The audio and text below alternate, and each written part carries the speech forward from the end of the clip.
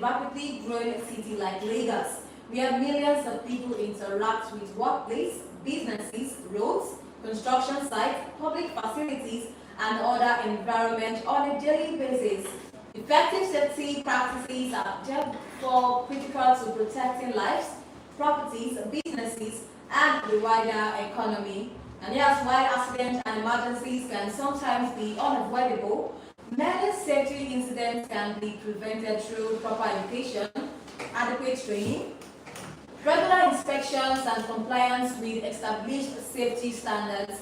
And I mean, creating a strong safety culture also requires individuals, businesses, and government agencies and communities to understand their responsibilities and take proactive measures to identify and manage risk. As Lagos continues to experience rapid urbanization, economic activities, and population growth, strengthening safety awareness and compliance remains important for sustainable development. Today, we will be discussing building a safer Lagos, the role of safety education, training, and compliance. And yes, I mean, joining us in the studio this morning is Mr. Adeyinka Adebiyi, a retired Director of Public Safety and Wellbeing at the Lagos State Safety Commission, alongside Lagos. And you know, if you're listening, he is a safety consultant with expertise in safety training, education, and skills development, safety auditing, and inspection. He is also a fellow of the Chartered Institute of Safety Professionals of Nigeria, ISPON, and the author of Essential of Safety and Health, a textbook focused on safety and health. And he has his extensive experience in public safety, workplace safety, training, education, auditing, and inspection. He brings valuable insight into the importance of building a stronger safety culture across Lagos and Nigeria. Good morning, Mr. Adeyinka Adebiyi, and welcome to Trade FM's Breakfast Business Briefing. Good morning, and how are you doing today? I'm fine. I mean, I'm okay. Thank you so much. And how about you, sir? Yeah, I'm all right, and I'm happy to be here. Okay. So, Mr. Adebiyi, let's take this scene for people that are probably listening. When we say public safety in Lagos, with your expertise and experience, in our markets, downfall, construction sites, offices, what are we really talking about beyond just avoiding accidents or incidents? Well, let me start this way. When we talk about safety, let's classify safety to two broad classifications. Okay. We have public safety, and we also have occupational safety. Public safety deals essentially with safety on the roads, safety in event centers, home safety, and so on. While occupational safety deals entirely with safety in the workplaces. We have several workplaces. Yes. And of course, accidents occur day in, day out. However, the mandate of a safety person or a safety professional is to ensure that lives are protected, properties are protected, and those that come to work, safely should be able to go back home safely. So that is what safety is all about. All about.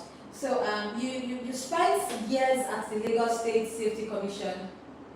From what you saw on the ground, what are those common safety risks we all walk past every day without noticing?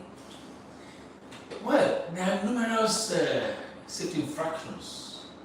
Like I said, either in workplaces or off workplaces. Oh, okay.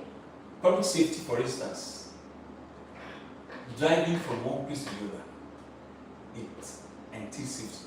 The vehicle you are driving, how safe the vehicle is. Then also we talk about you are attending an event. Okay. How safe is that event center you go? But accident will happen even there. You can imagine if you have a market where an LPG, liquefied gas, is inside, and they're trying to warm the food that you need, so it could catch fire. So one of these things are the issues that we deal with almost every now and then. That's why we always solicit that every organization should get, should engage the service of a safety expert who ensures that those that are there at that present moment are safe. And also he will serve as the emergency responder in case there is an accident or there is an emergency. He is the one that will lead them out of that facility to a safer place.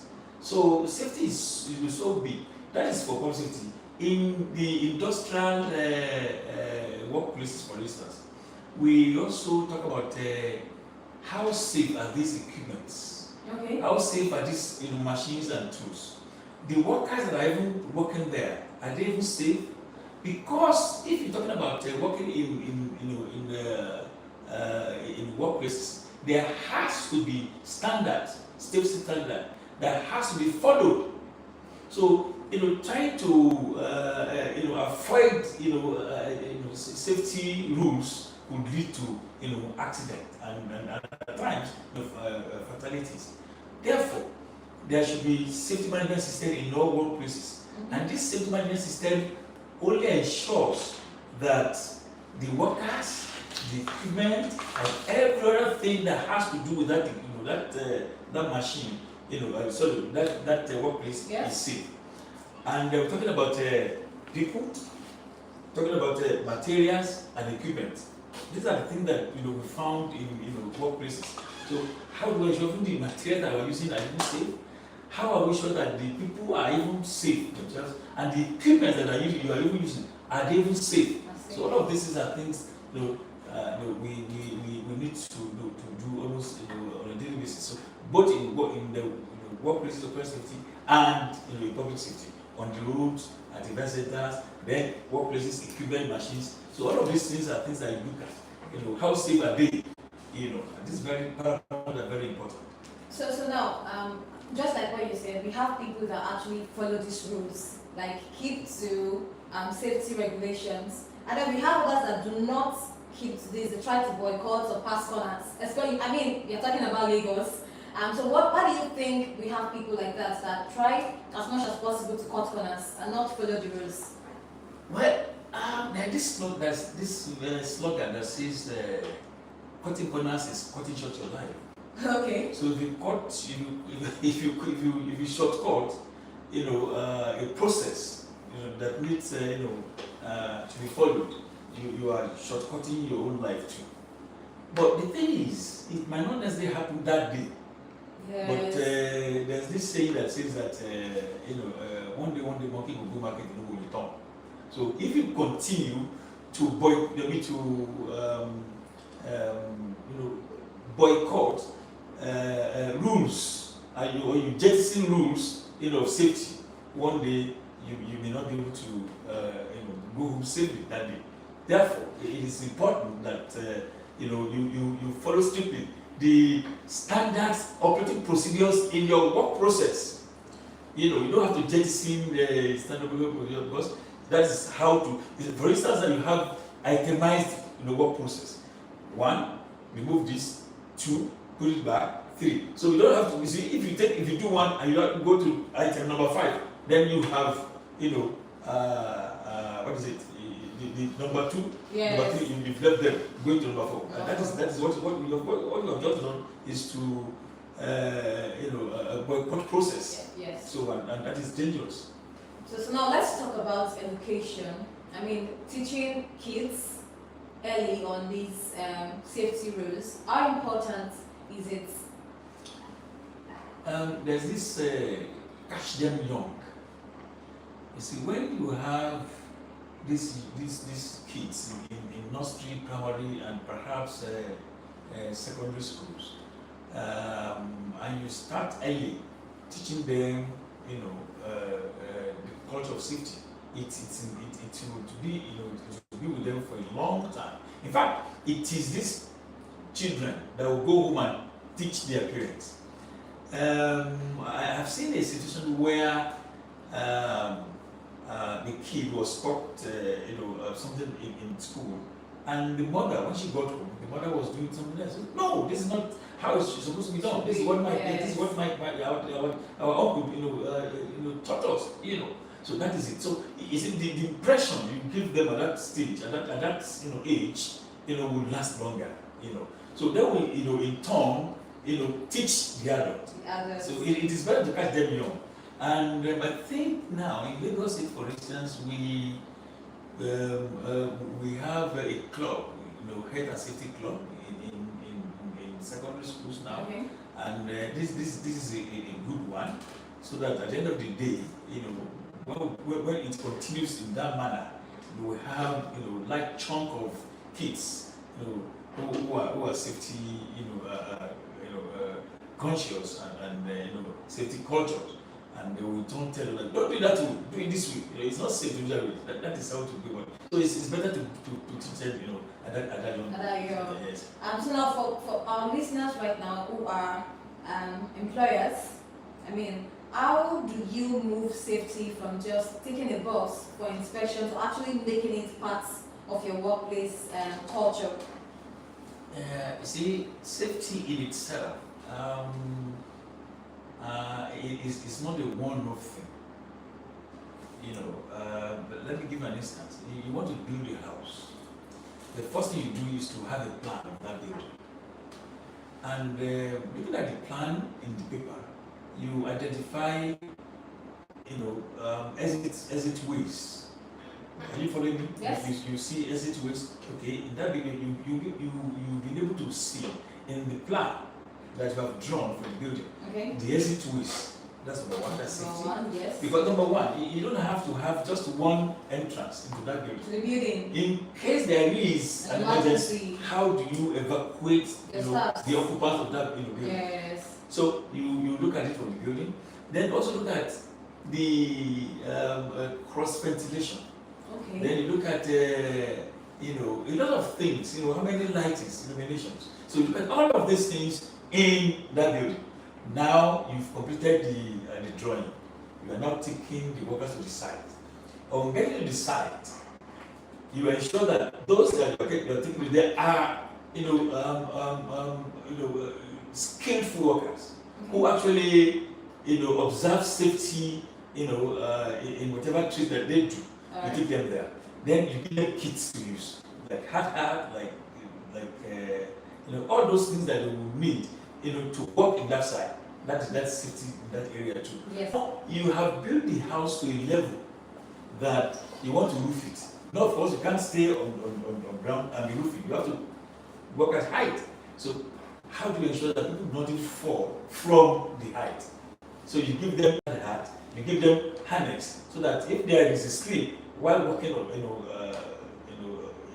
on top of the roof, they will not fall down and wound themselves. So that's why now the house is completed, it's painted.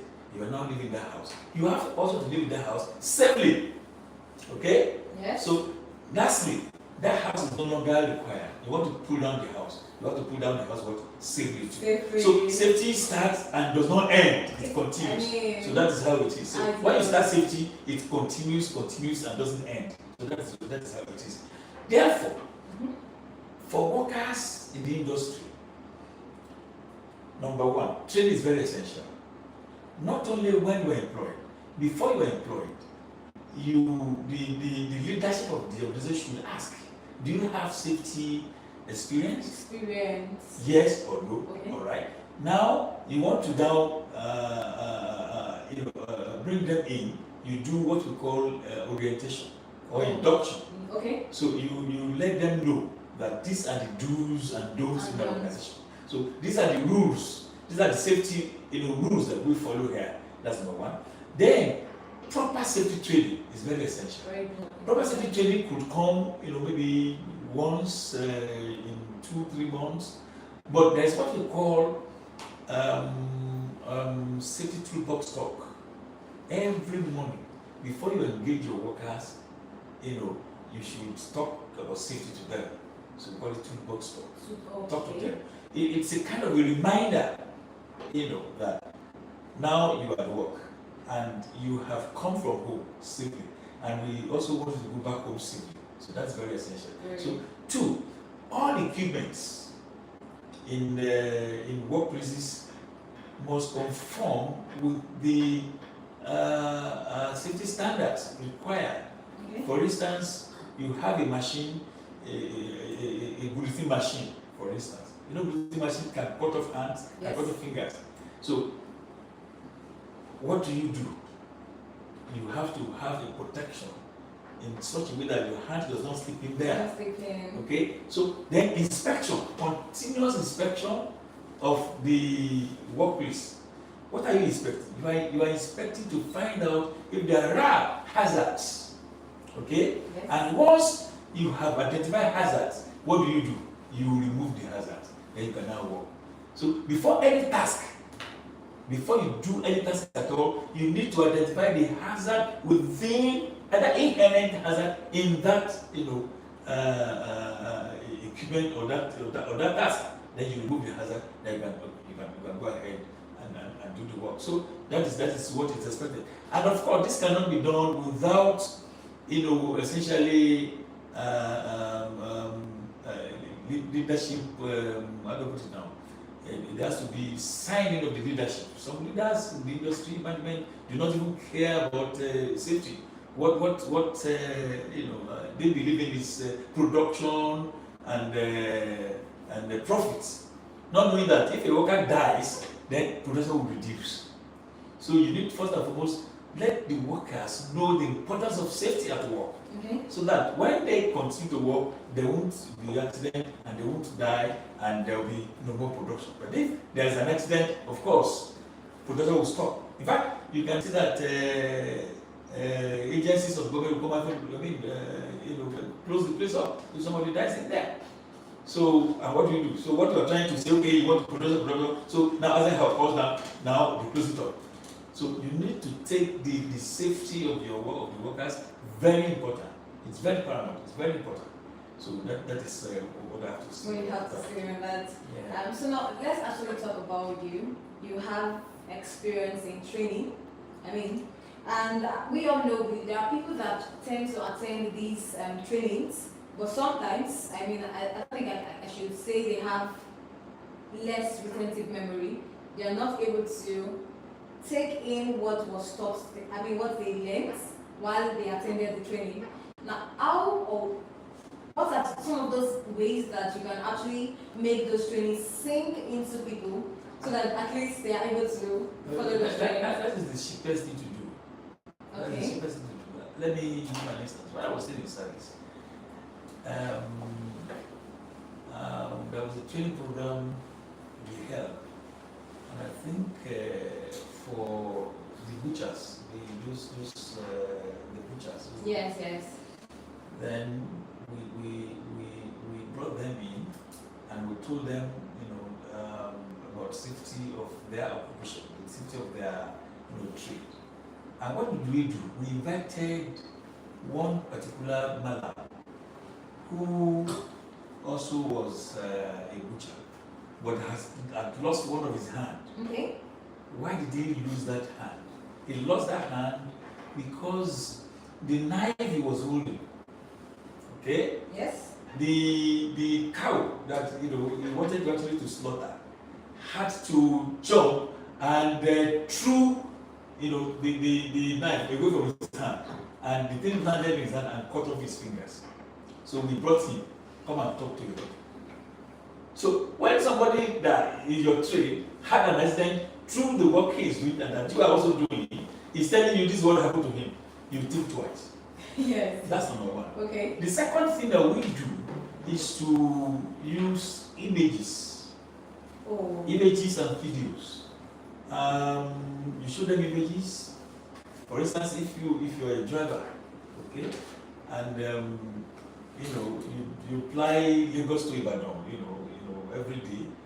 So you show them an accident, Okay. an accidented vehicle, and you would see dead bodies, even heads cut off. So you show them.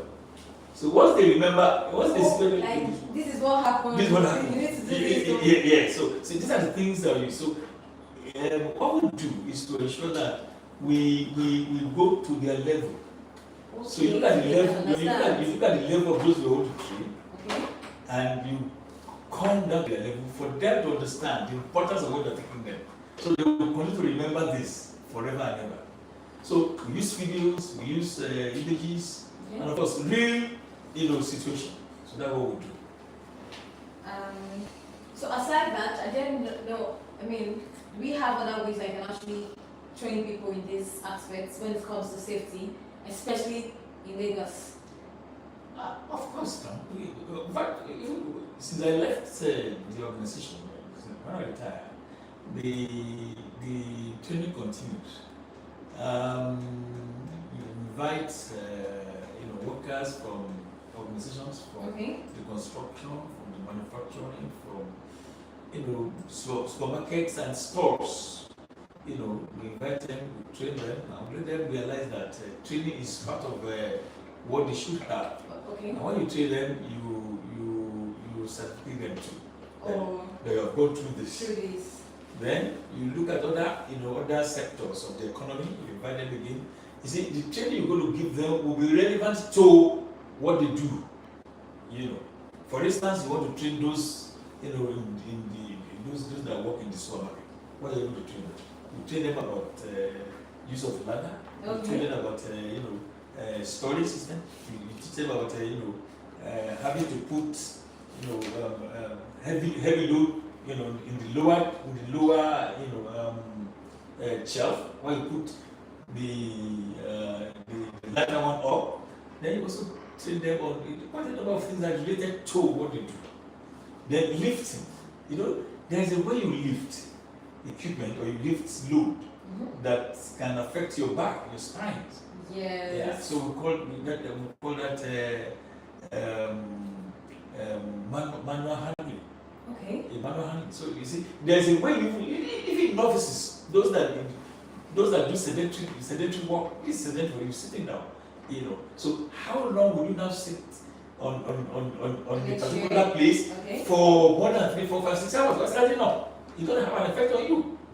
So there's also training for them. So there are a lot of training. The training would have to do with what you do. If you work with machines in industry, for instance, and you stand up from 8 a.m. to 6 p.m., it's dangerous. It's hazardous. So you also train them that that is what we call administrative control. So in that respect, if someone is working, attending to a particular machine, 3 hours, 4 hours, let him leave. Let somebody else continue from there. So that's why we need to train a lot of people, in that aspect. So somebody will work maybe 2 days, 3 days, then 1 day off. That is administrative control, because you cannot continue to stand and working with that machine for that long. So that is how it is. So now, when we talk about training, we've been saying this ever since the beginning of this show, training, and we all know that training is not cheap. It's quite expensive. And then we talk about the small and medium scale enterprises, like people that have small businesses. They themselves, they sometimes feel that it is, they will be like, I can't afford this, it's too expensive. And so how can they do safety right without feeling like it's a heavy burden on them? It's not so expensive, you can actually do it. What are some of those? Yeah, that is good. That is a good one. But let me ask you. Okay. Which one do you think is cheaper? Accident or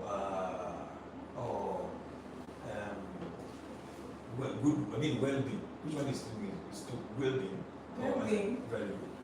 So are you now saying that spending money on your well-being, at work, is cheaper than having an accident? It's not possible. I won't say that. So because you see, now if you say, money, you don't want to spend money to acquire knowledge on safety. So if accident occurs, would that money now come for the treatment? Yes. That is the issue. However, not all trainings, particularly safety training, require heavy amounts. For instance, those medium and small and medium scale enterprises. This welders. Yes. They can as well appoint safety champions from their members. Okay. Safety champions. and that safety standard will be trained. Who will now continue to train Other people. That's number one. Okay. Number two, they can as well have a group WhatsApp.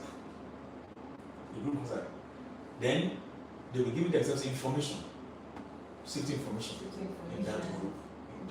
That's another way. Okay. Not necessarily having to pay so much, for training. The other thing they can do,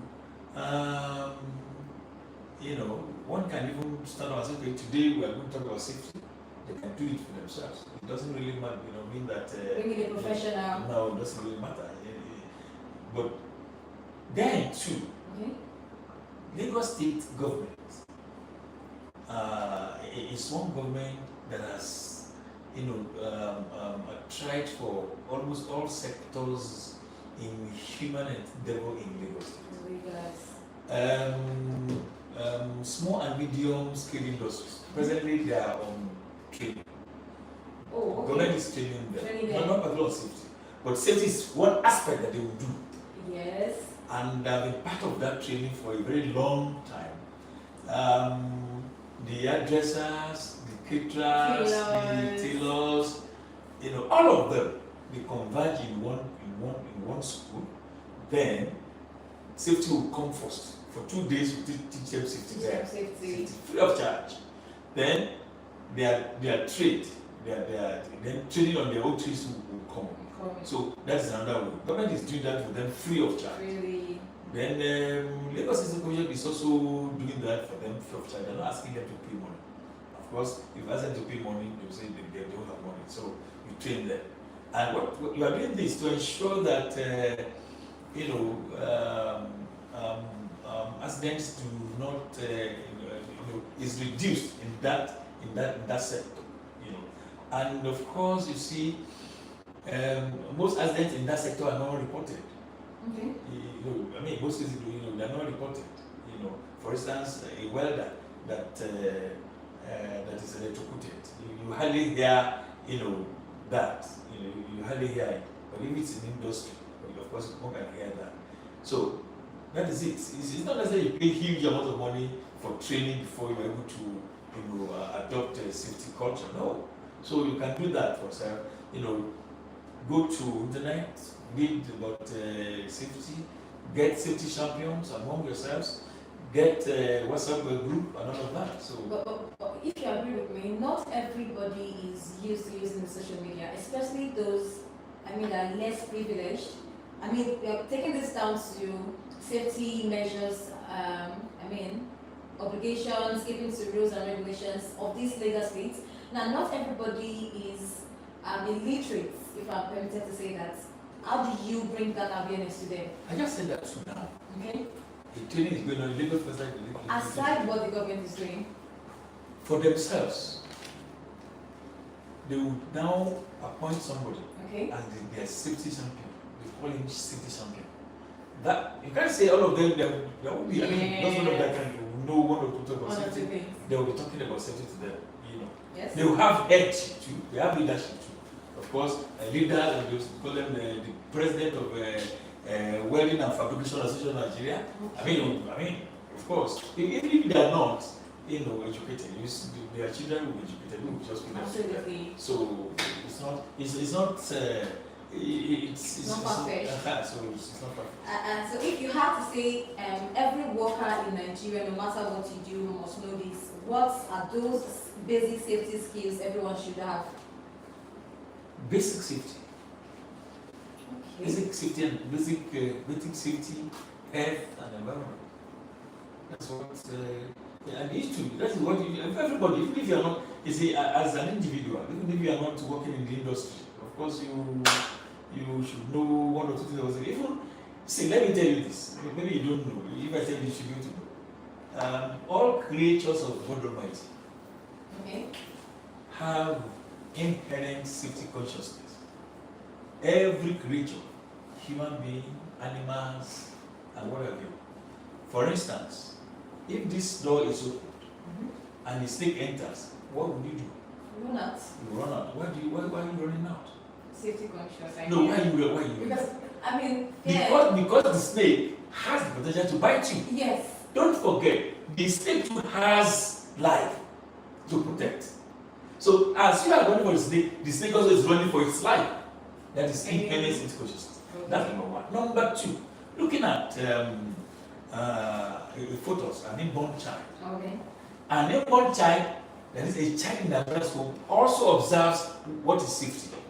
You ask me how? How? Thank you. A heavily pregnant woman, okay? Okay. By the time the unborn child, that is the fetus, is moving into the mother's womb, and it presses one of its legs or hands in a part of the mother's, mother's part, and the mother feels pressure in that particular place. What does she do? She will not have to push back harshly because she was, not a grown-up. Yes. What does she do? She places cold nappy in cold water and places it to where she feels the pressure. And the fetus will remove its legs.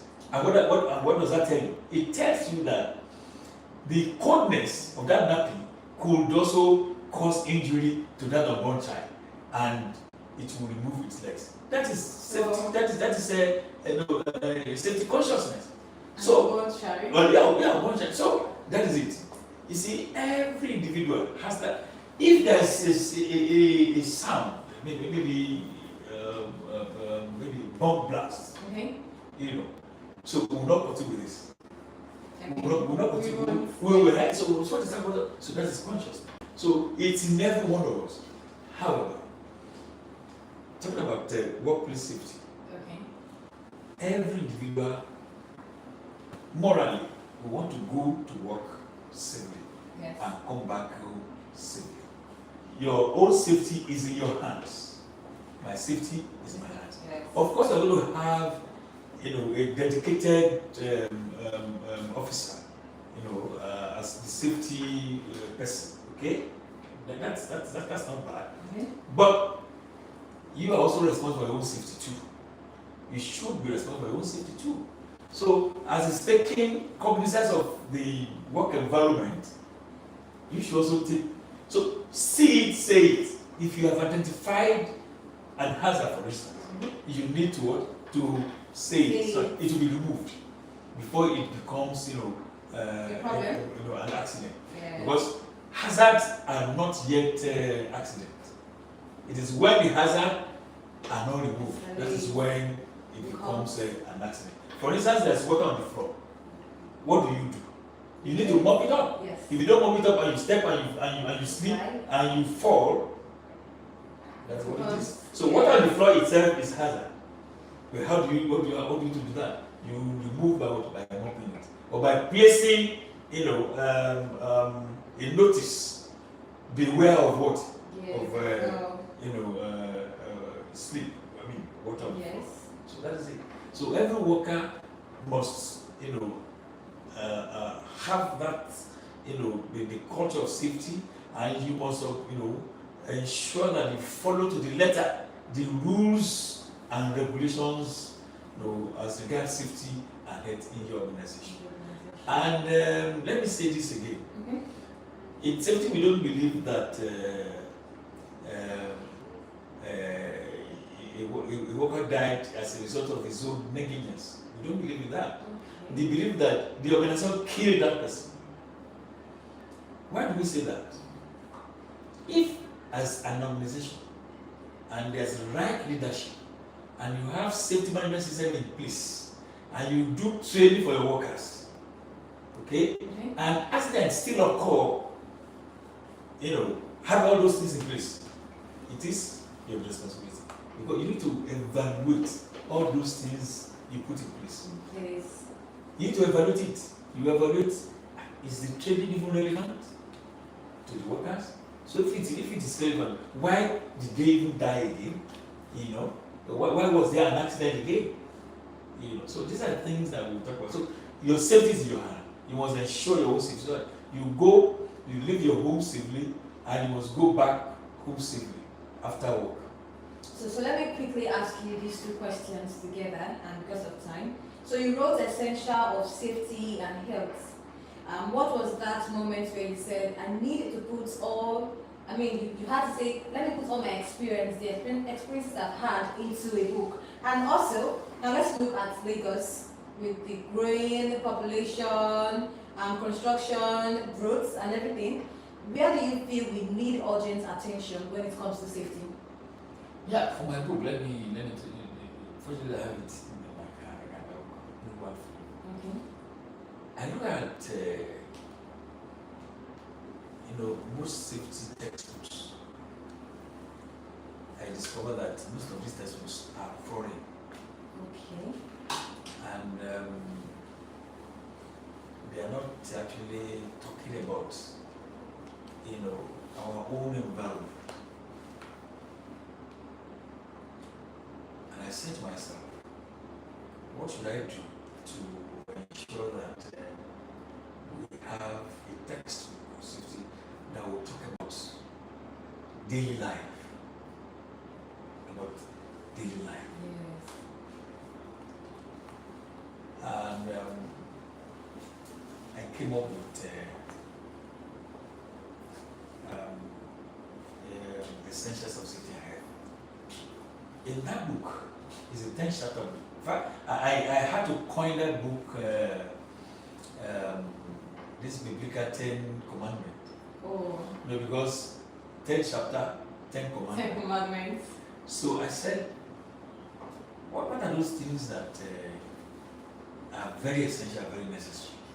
I look at home environment. Okay. People who also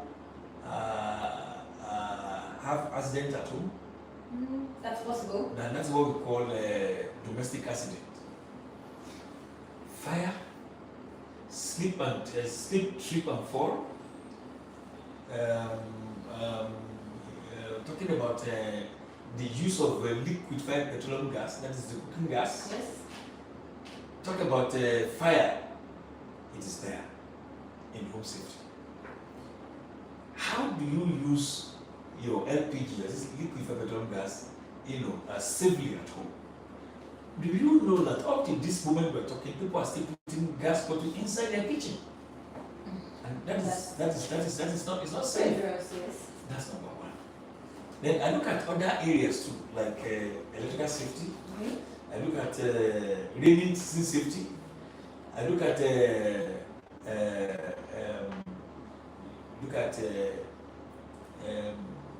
this where they do parties, this event center safety, first aid, and so on and so forth like that. So it's essential. So then transport, computer safety, transport, and I talked about people travel on waters too. Yes. So how do you now ensure that those that go by waters are safe? Yeah, are safe. So they are all there. I'll give you a copy. That is it. Now the other one. Yes. Talking about Lagos. As I speak, the Lagos Safety Commission is trying, honestly, to ensure that Lagos residents are safe. Do you know that in Lagos, if 90 persons enter Lagos to be 90 from anywhere, only maybe 3 go back, and that makes Lagos more populous. People don't go back. People don't want to leave. They don't want to leave, and this makes a lot of infrastructures overstretched.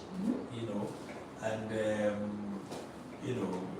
everybody's just doing what he or she likes.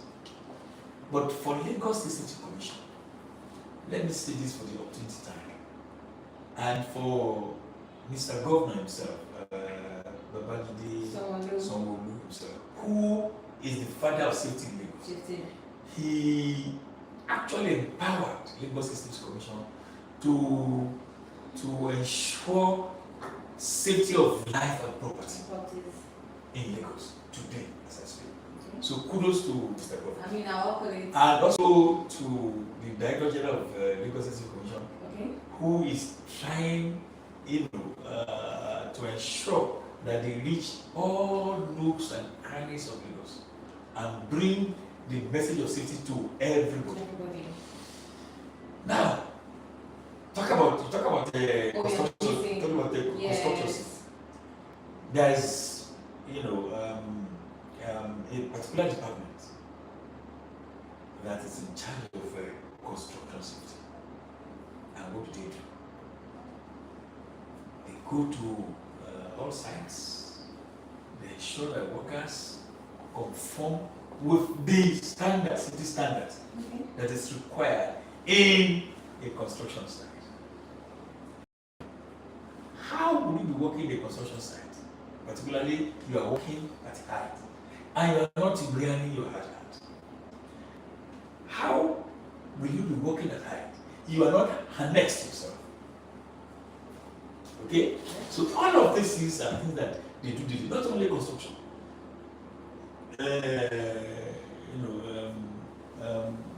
You recall during the 2019 this pandemic. Okay. Coronavirus. All event centers must register with Lagos State Commission. Of course, still need to register, because we need to know this your center admits only 30 people. How come you are having 100 people in there jam-packed? How do you ensure their safety? Who is going to be the emergency responder in case there's emergency, there's disaster? So all of these things are things that the government is still doing. Then again, supermarkets and malls have another department. In fact, that was my department when I was in service. So we conduct risk assessment. We also conduct, safety audits of all these workplaces. Why are we conducting this? We are conducting it to identify hazards. This your hall has only one entry, and about 1,000 people have entered. If there is an emergency, where do they go out from? So you write that down. So one of these are things you identify them and you let them know that they should improve on that. But let me tell you, we have threshold of safety also. We have high risk, we have medium risk, we have what? Low risk. So if we get to a particular workplace and we discover high risk, what we do? We will shut up that disability. Because high risk leads to what? To accident and perhaps fatality. But if it is what? Medium, okay, fine. Maybe about 50, okay, no problem. Improve on that. The next thing we are coming to check if you have improved. Then low, okay, we give them moratorium, maybe in 1 month, you come back, But it depends on the threshold of the risk that we found in your workplace. That will facilitate, either will shut you up or we would ask you to improve within so time. So that is how it is. And yes, this was a brilliant and interesting conversation we had this morning, Mr. Adeyinka Adebiyi. Thank you so much for being in the studio, sir. It was a pleasure, sir. And yes, if you're just joining, if you're listening, you can actually catch highlights of this conversation and connect with us on social media. We are Street FM Live across all platforms: Facebook, X, Twitter, Instagram, and our YouTube channel. And I am Damilola Lawrence.